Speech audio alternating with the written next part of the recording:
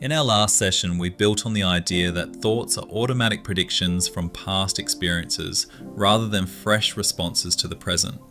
We looked at how identifying with these repetitive thought patterns creates self-fulfilling cycles, especially in social situations like difficult conversations, where your preloaded emotional frequency influences others to respond in ways that confirm the original fear or limitation.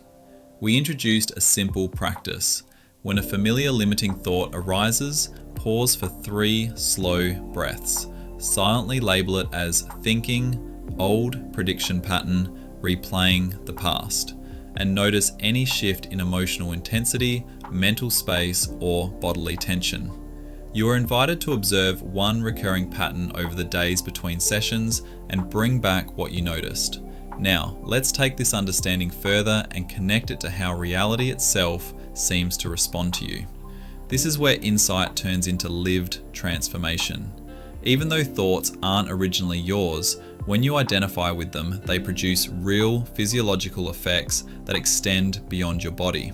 Your nervous system, particularly your heart, generates a measurable electromagnetic field that radiates outward.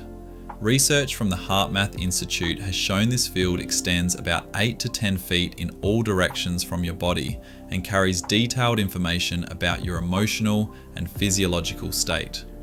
Other people's nervous systems, animals, plants, and even the subtle energetic environment around you are sensitive to and influenced by this field.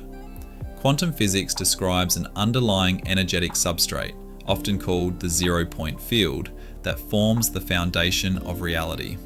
Your internal state, encoded in this electromagnetic broadcast, interacts with that field. When you fully believe and identify with a thought, especially fearful, limiting, or anxious ones, your field broadcasts that exact frequency. Reality, rather than being separate from you, is a responsive environment you're embedded within. It organizes people, events, and circumstances in ways that match or amplify the dominant frequency you're emitting. This explains why so many people put tremendous effort into manifestation techniques, visualization, affirmations, vision boards, and still see the same old patterns repeating. Their conscious intentions are trying to broadcast one signal, but their deeper unconscious identification with habitual thought loops is emitting a far stronger, more consistent, contradictory frequency. The unconscious broadcast usually wins. The shift happens when you stop automatically identifying with thoughts. Your electromagnetic field is no longer dominated by the chaotic, ever-changing noise of mental patterns. Instead, it begins to emanate from a quieter, deeper source, pure awareness, the spacious, unchanging field in which all thoughts arise and pass. This frequency is coherent, stable, and inherently powerful in a way that thought-based signals can never match. Picture it like radio transmission. A mind identified with thoughts is like a station that keeps switching channels every few seconds. Erratic, inconsistent, full of interference. Awareness itself is like a steady, clear carrier wave, calm, constant, and undistorted no matter what temporary content, thoughts, passes through it.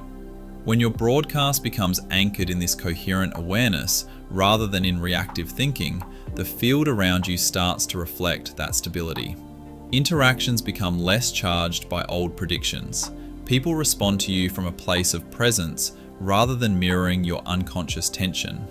Circumstances that once felt blocked or repetitive begin to open in unexpected ways, not because you're forcing a new thought, but because you're no longer reinforcing the old frequency that kept the pattern locked in place.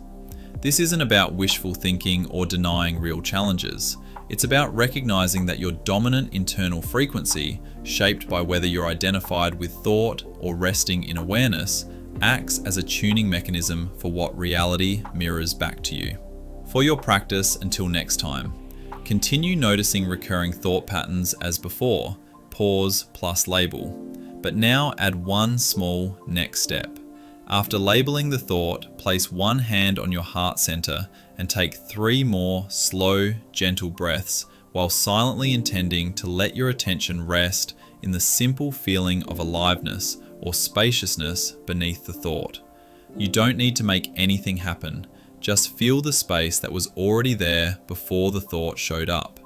Notice if your body softens even slightly, if the field around you feels a bit calmer, or if any subtle shift occurs in how present you feel.